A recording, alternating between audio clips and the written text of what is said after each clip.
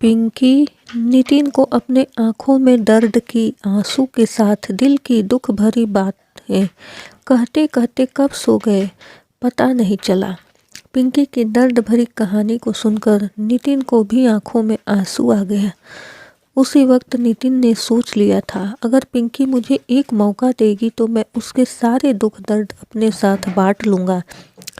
ये सोचते नितिन का भी कब आंख लग गई पता नहीं चला। अगले दिन सुबह जब नींद खुली तो देखा कि एक होटल में बस रुकी है। नितिन और पिंकी ने बस से उतरे और फ्रेश होकर नाश्ता करने ही वाले थे। तभी नितिन ने पिंकी को कहा, चलो आज हम दोनों एक साथ नाश्ता करेंगे और नाश्ता करते करते दोनों मिलकर ढेर सारी बातें करेंगे।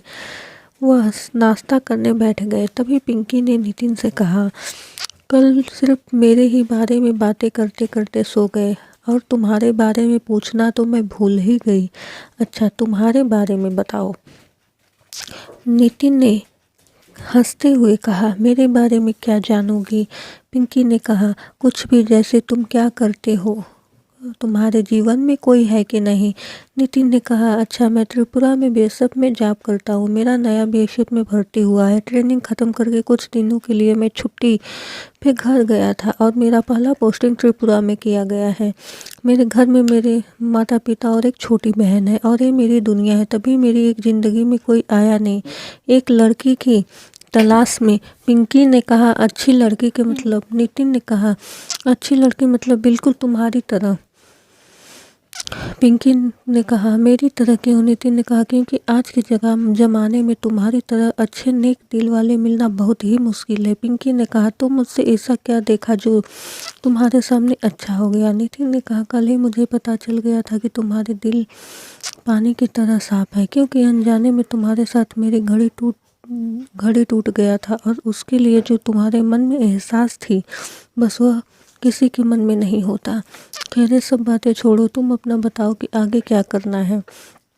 पिंकी ने कहा, बस अभी तो कुछ सोचा नहीं, लेकिन घर जाने के बाद सोचूंगा तो बात करूंगा।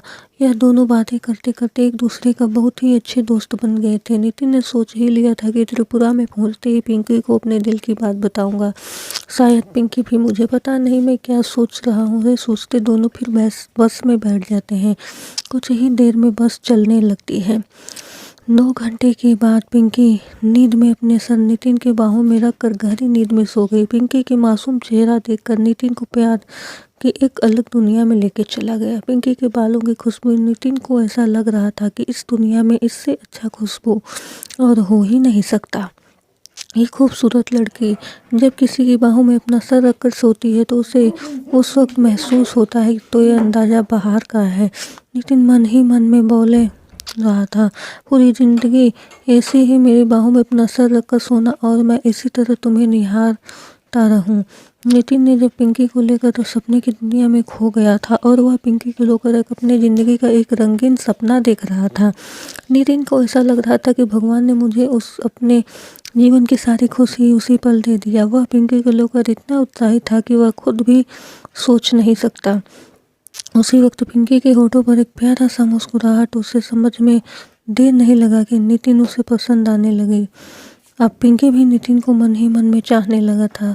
उस वक्त पिंकी सभी पुरानी बातें भूलकर नितिन के प्यार में अपने सपने सजा रही थी। वह भी नितिन को लेकर प्यार के ख्यालों में खो गई थी। वह दोनों एक दूसरे को मन ही मन में इतना चाहने लगे थे कि दोनों एक दूसरे को कुछ बोले बिना नहीं रह पाए थे। वह दोनों के प्यार अपने मन में ही चलता रहा। अगले दिन ही बस त्रिपुरा गया। वह दोनों ही सोच रहे थे कि काश ये सफ़र बिना रुके चलता रहता तो कितना अच्छा होता। पिंकी और नितिन अपने सामान लिए और बस उतरे। दोनों के चेहरे पर उदासी छाई हुई थी, फिर भी एक दूसरे को अपने दिल की बातें बताने के लिए हिचकिचा रहे थे। आगे की कहानी जानने के लिए एक लाइक ज़रूर करें।